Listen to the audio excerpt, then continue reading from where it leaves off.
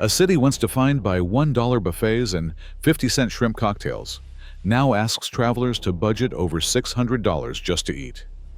For decades, Las Vegas promised the guest came first. Casino moguls treated meals as gifts, abundance as marketing, and locals as family. But that bargain has disappeared. Today, surcharges and five-figure rents mean even a basic dinner feels out of reach. Visitors complain, locals flee the Strip, and the unbeatable deal has all but vanished. How did Vegas transform from a feast for every man into a dining destination few can afford? Inside this story is the answer, and it's not just inflation. In 1946, the Strip was still a dusty stretch, and the El Rancho Vegas stood alone at the edge of town. Herb McDonald, a publicist with a gambler's sense of timing, watched guests drift in late at night, hungry and restless after the last show.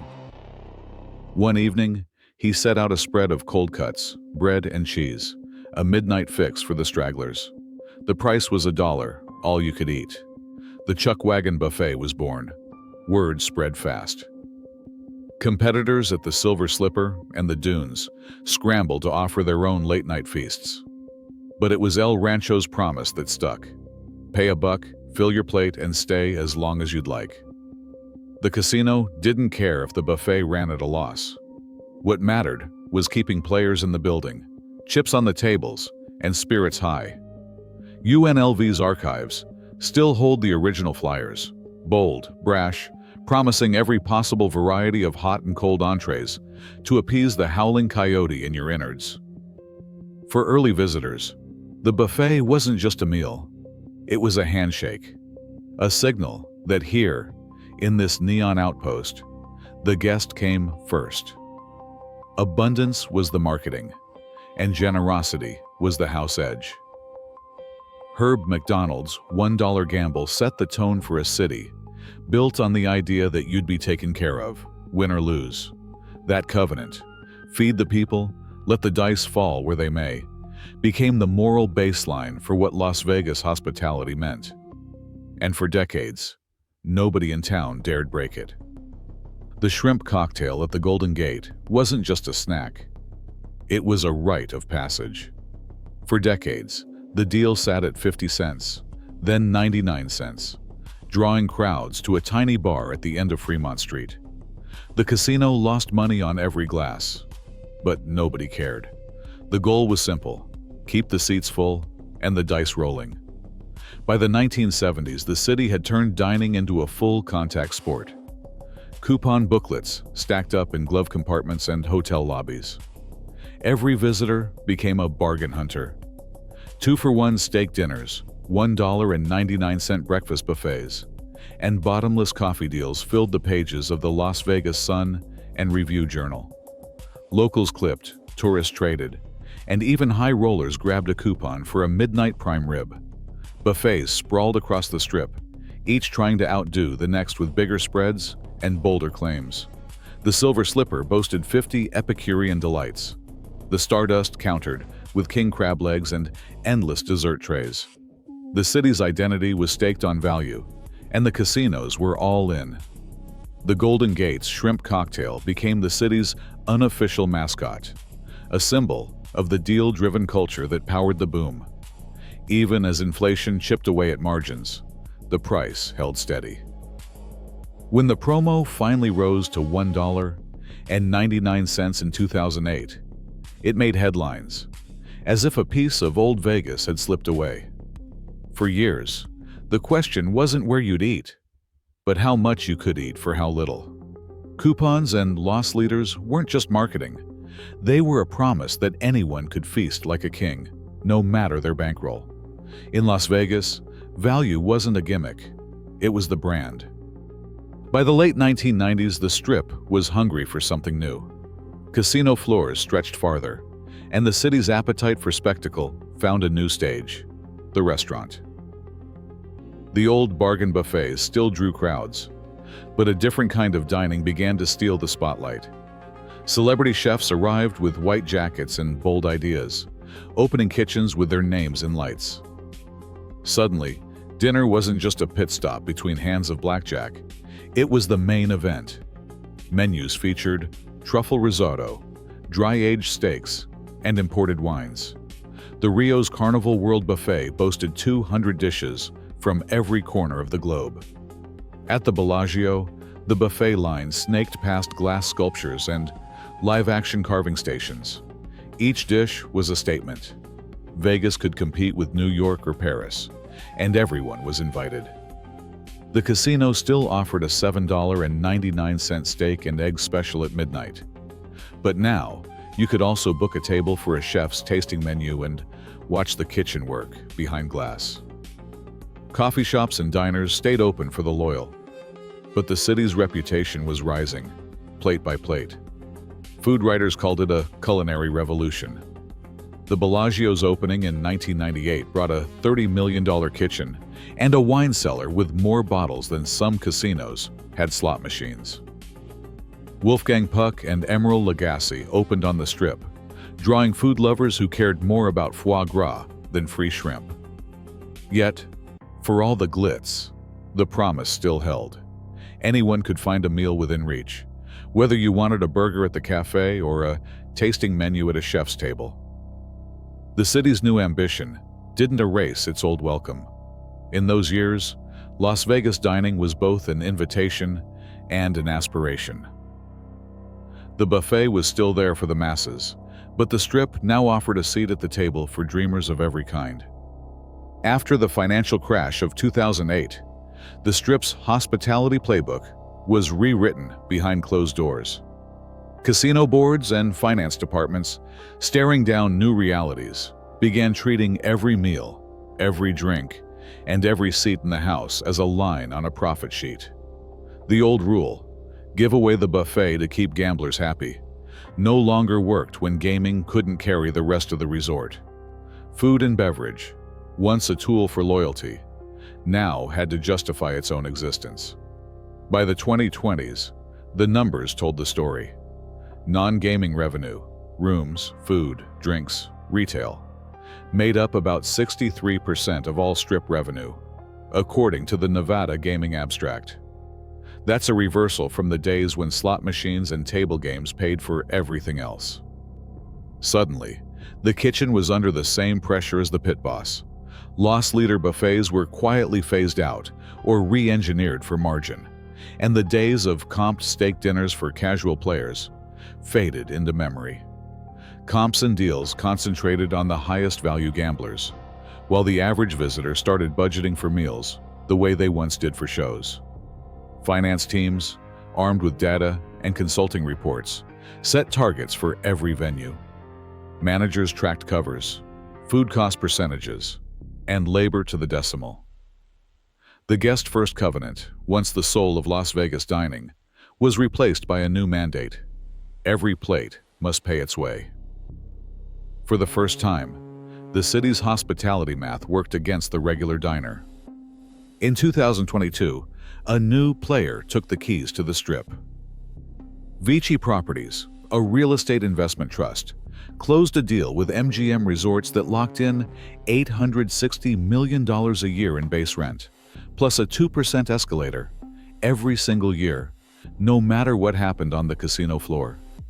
The contract runs for 25 years, with MGM responsible for not just the rent, but also property taxes, insurance, and every last repair.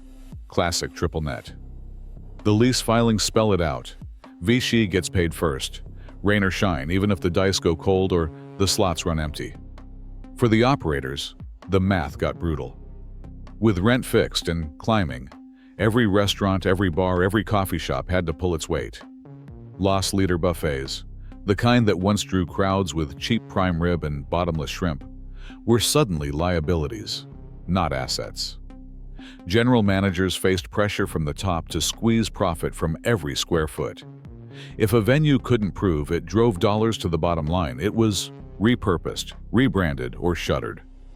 Food and beverage directors, once free to run a deal for the sake of loyalty, now answered to spreadsheets and debt coverage ratios. The days of running a buffet at a loss just to keep gamblers happy ended with the ink on that lease.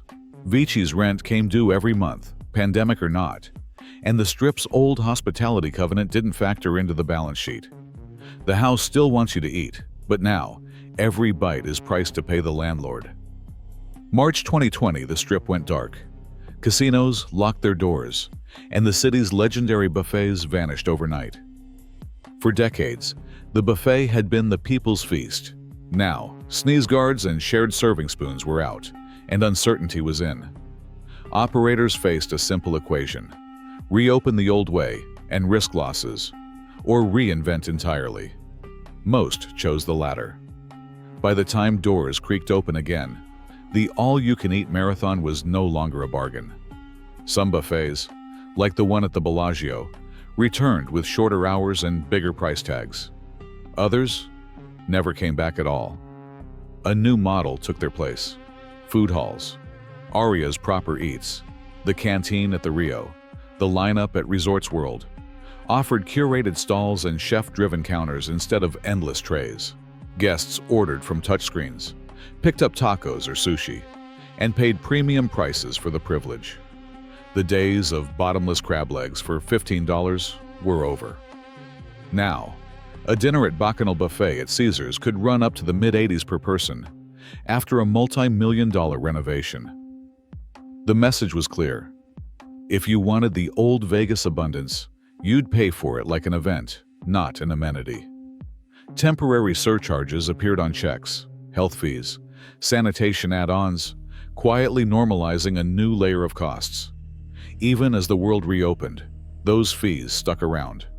For regulars, the disappearance of the buffet felt like losing a piece of the city's soul. For operators, it was a strategic pivot. The cheap feast was gone, and in its place stood a new Vegas, curated, exclusive, and priced for a different kind of appetite. A dinner check on the Strip now reads like a riddle. After the entrees and drinks, a new line sneaks in: 4%, sometimes 5%, labeled as a CNF or venue fee. It's not a tip, not a tax, and not for the kitchen. It's just there, a silent passenger on every bill at more and more restaurants and bars. Some guests notice, some don't. Those who ask might get the fee removed, but only if they press. Most just pay and walk out, a little more irritated than when they sat down. Operators say these charges help cover rising costs: rent, labor, insurance. But the menu prices already climbed. Now, the Strip's hospitality comes with a surcharge for breathing the air. The Federal Trade Commission noticed. In 2023, the agency launched a crackdown on so-called junk fees, demanding that restaurants and hotels show the real price up front. No major Las Vegas venue has been fined yet, but the warning is out there. For diners, trust is wearing thin. Every new fee, every hidden charge, chips away at the old promise that Vegas was a place where the guest came first. Instead, the check is a reminder. Friction is the new normal, and the house always gets its cut. Super Bowl 58, February 2024. Room rates on the Strip shot past $700 a night, more than double the previous record for a Super Bowl host city. That wasn't a fluke. Operators saw what the Formula One Grand Prix pulled off just months earlier. Minimum spends of $500 or more per person for a table, with a view of the track, prix-fixe menus, and non-refundable deposits that turned dinner into an event ticket. Some venues charged tiered premiums for window seats or balconies, locking in thousands for a single meal. The logic was simple: if the city is the stage, every seat comes with a price tag. Surge pricing didn't stop at hotel rooms or bottle service. Even casual restaurants tacked on special event menus and required credit cards to secure a table. Receipts from Formula One week showed diners paying more for the view than the food itself. For operators, these windows of demand are gold mines. The old playbook, pack the house and let gamblers cover the rest, has been replaced by algorithms and spreadsheets. If a global event lands in Vegas, every square foot is up for auction. The house doesn't just want you to play. Now it wants you to pay for the privilege of watching the show. For regular visitors, the spectacle comes with sticker shock. For the Strip's accountants, it's just another week of peak yield, and the appetite for premium margins keeps growing, one headline event at a time. The average Las Vegas visitor now spends about $615 on food and drink per trip, according to the latest LVCVA reports. That number used to cover a week's worth of buffets and steakhouse splurges. Today, it barely gets you through a long weekend on the Strip. For the workers who keep the kitchens running, the story looks different. In 2023, the Culinary Union secured a 10% raise in the first year of their new contract, with wages set to climb 32% over 5 years.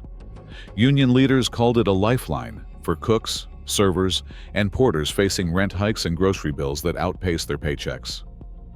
Operators say these raises are necessary to keep service standards high in a city built on hospitality, but every dollar added to payroll shows up on the menu. Meanwhile, the last of the true bargains are vanishing.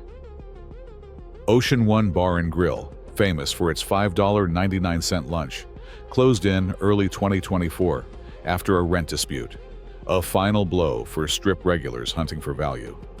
Locals have started to drift off Strip, heading to Chinatown or neighborhood joints where a sandwich still comes without a side of sticker shock. On the Strip, paid parking became standard in 2016 and 2017, a quiet signal that the old rules no longer apply. The guest first covenant is on life support. The question now isn't just who pays more, but who actually benefits, and whether anything of the city's original spirit can survive when the math no longer works for the average diner. In 1946, the El Rancho Vegas offered its Chuck Wagon buffet for just $1, a price meant to welcome everyone. For decades, Las Vegas dining lived by that promise of generosity, with 50-cent shrimp cocktails and citywide coupon wars defining the experience.